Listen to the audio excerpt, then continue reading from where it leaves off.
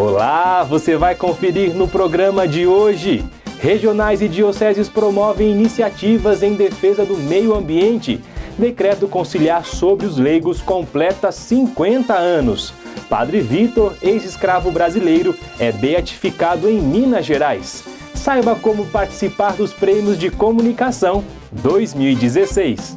E não saia daí, o programa da CNBB começa agora para todo o Brasil.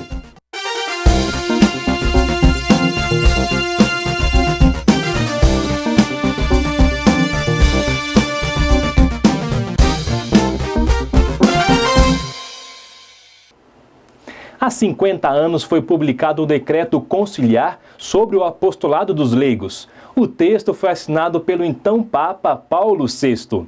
A repórter Larissa Carvalho traz mais detalhes sobre essa data que deu novo rumo na atuação dos leigos.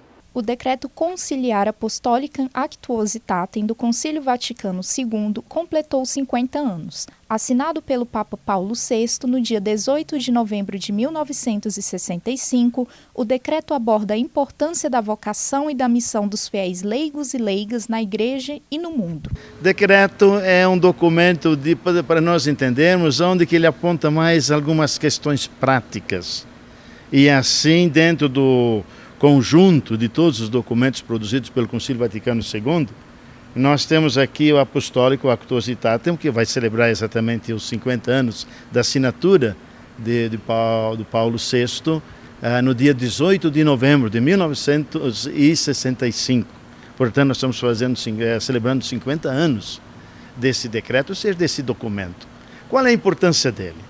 É um documento que é uma pena que está sendo pouco usado, porque ele fala das questões práticas do povo, como cristãos, como cidadãos, qual é a postura, como deve a convivência, como se organizar, ornamentar as suas condutas na sociedade, no mundo e tudo mais. O decreto sobre o apostolado dos leigos mostra a natureza, a índole e a variedade do laicato. Ele também aponta princípios fundamentais e dá orientações vocacionais. Seria importante que as pessoas tivessem acesso e começassem a entender por que a igreja, ou qual é a riqueza que a igreja tem para dar sustentabilidade à missão de todos os batizados. Aqui nós estamos falando daqueles batizados que são a maioria absoluta, aqueles que constituem família, aqueles que têm o seu emprego, a sua vida profissional,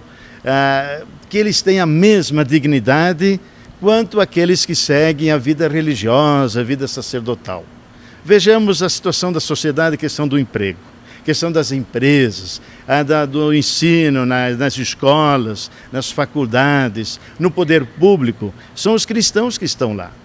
E quando esses cristãos não assumem o seu papel com o Espírito de Jesus Cristo, que Ele nos ensina através do Evangelho, se eles não têm uma vida de oração que coloque essa atração junto a Jesus Cristo, aí atrapalha tudo. Daí está a explicação de tantas corrupções, as pessoas não participam onde que devem e onde que não devem estão presentes. Então há uma troca de serviços, de atuações e de presença. E esse documento aqui ele explica muito claro, é simples.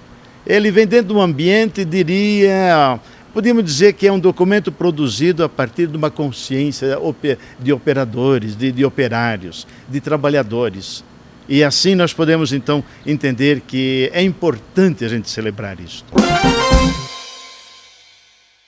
E você já se inscreveu nos Prêmios de Comunicação da CNBB 2016?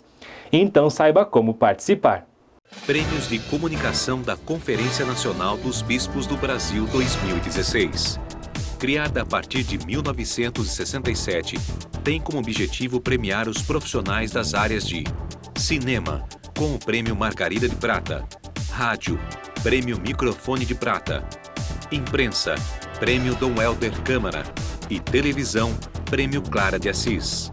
Regulamento completo no site premioscomunicação.cnbb.org.br. Acesse e faça sua inscrição. Prêmios de Comunicação da Conferência Nacional dos Bispos do Brasil 2016. Participe!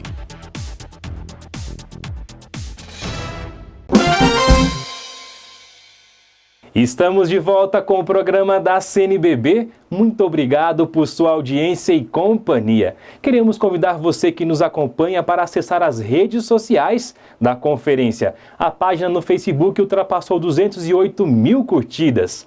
Acompanhe também notícias da igreja pelo site da CNBB, que aparece aqui no vídeo.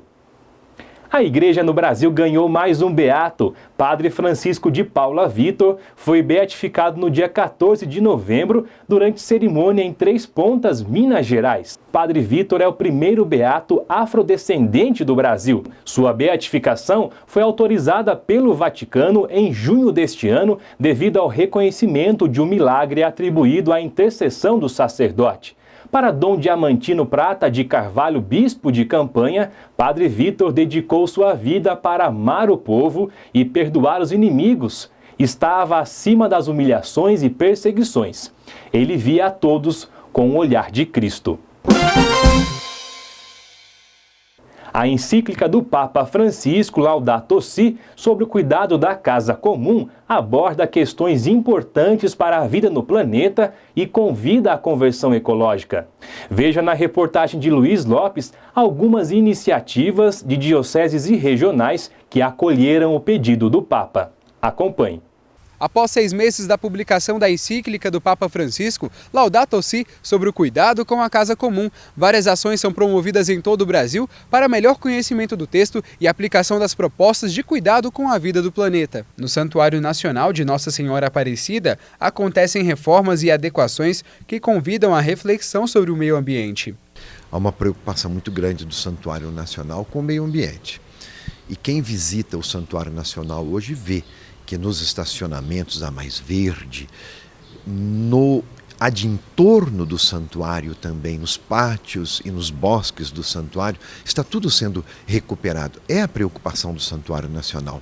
Inclusive o acabamento da Basílica, todo o espaço sagrado do Santuário Nacional, orientado pelo Cláudio Pastro, também faz esta reflexão. Nós entendemos que o presbitério é um paraíso. E ali está sendo retratado o paraíso com as espécies da fauna e da flora em extinção no Brasil, para dizer que a Eucaristia resgata o homem, a mulher e o cosmos. Então, quando entrarmos dentro do Santuário Nacional, nós teremos justamente esta sensação de estar voltando para o paraíso. É um chamamento à reflexão também do cuidado da casa comum, que o Santo Padre, o Papa Francisco, tem tanto insistido. A encíclica também motivou a realização de um encontro em Brasília chamado Conversas sobre a Laudato Si. Promovido pela Comissão de Justiça e Paz da Arquidiocese, teve o apoio das pastorais sociais da CNBB e do grupo de trabalho da conferência, que articula as ações relacionadas ao texto. Outro tipo de ação surge da preocupação dos bispos com as comunidades tradicionais e seus territórios. O esforço, a luta e as ações, digamos, concretas e integradas no sentido da permanência e reconhecimento desses territórios dos quilombolas, dos indígenas, dos pescadores, por aí. Territórios muitas vezes ameaçados pelos grandes projetos de expansão, seja dos portos, seja do agronegócio, da produção de commodities e tudo mais. Para encerrar o programa, trazemos um pensamento de Dom José Gislon, bispo de Erechim, no Rio Grande do Sul. Para percorrermos o caminho da paz, não precisamos de grandes manifestos, mas de pequenas ações concretas no dia a dia. E muito obrigado pela sua companhia. Nos encontramos aqui na semana que vem. Um abraço!